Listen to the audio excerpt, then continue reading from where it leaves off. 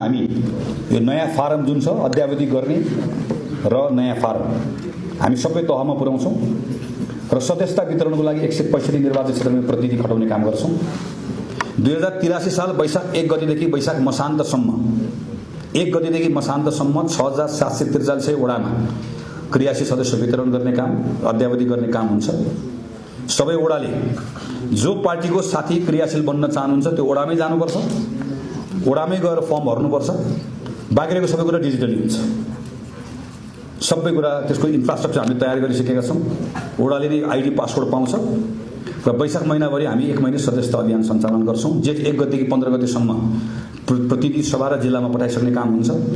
83 सालको जेठ मसान्तसम्म क्षेत्र र जिल्लाले इन्ट्री गरेर केन्द्रमा पठाइसक्ने जेठ 25 गतेसम्म केन्द्रले सदस्यतामा आवश्यक छानबिन गरी टुङ्ग्याउने अवधि हुन्छ। 83 असार मसान्तसम्म अद्यावधिक क्रियाशील सदस्यको नामावली केन्द्रीय निर्वाचन समितिलाई बुझाउने काम हुन्छ। 83 साउन भित्रमा जनसम्पर्क समितिको यी विषयका सन्दर्भमा हामीले निर्णय गर्छौं। गाउँ नगर वडा अधिवेशन श्रावण 6 गते गर्छौं। साउन 12 गते गाउँ नगरपालिका अधिवेशन गर्छौं। साउन 23 गते प्रदेश सभाको अधिवेशन हुन्छ। श्रावणको 30 गते महाधिवेशन प्रतिनिधि चयन हुन्छ र कार्यसमितिको निर्वाचन हुन्छ। भदौ 6 र 7 गते जिल्ला अधिवेशन हुन्छ। भदौ 15 र 16 गते प्रदेश अधिवेशन हुन्छ। भदौ 24, 25 र 26 गते नेपाली कांग्रेसको 15औं केन्द्रीय महाधिवेशन हुन्छ। र यो बीचमा हामीले अरु केही निर्णयहरू गर्नुपर्ने छ।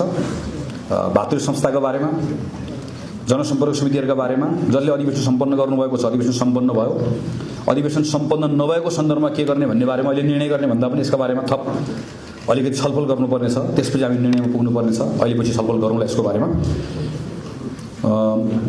यो बीचमा खाली अब अन्त्यमा यति कुरा राखिसकेपछि मैले प्रदेश सभा र स्थानीय सरकारका सन्दर्भमा यो भन्दा पहिला नेपाली कांग्रेस पार्टीले पटक पटक हामीले कसरी काम गर्ने, यसका सदाचार नीति लगायतका सन्दर्भमा खास गरी उपसभापति विश्वप्रकाश शर्माले पार्टीको बैठकमा प्रस्ताव राखेर केही निर्देशनहरू पनि गएको अवस्था थियो।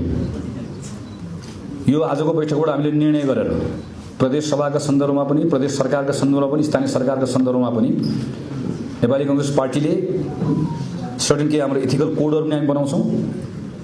डेलिभरी हाम्रो एफिसिएन्सी पनि बढाउनु पर्ने छ। सुशासनका सन्दर्भमा पनि हाम्रो प्रदेश सरकारहरूले एउटा मानक स्थापित गर्नुपर्ने छ, स्थानीय सरकारहरूले मानक स्थापित गर्नुपर्ने छ। ती ठाउँहरूबाट नेपाली कांग्रेसले प्रतिज्ञा पत्रमा बोलेका कुराहरू हामीले त्यहाँबाट पनि हामीले परफर्म गरेर देखाउनु पर्ने छ। यसका बारेमा पनि के एउटा ठोस निर्णय आजको बैठकबाट हामीहरू गरौँ। र अब केन्द्रीय महाधिवेशनमा सबै साथीहरू जुट्नुपर्ने छ। म आजकै बैठकमा केन्द्रीय सदस्य साथीहरूलाई पनि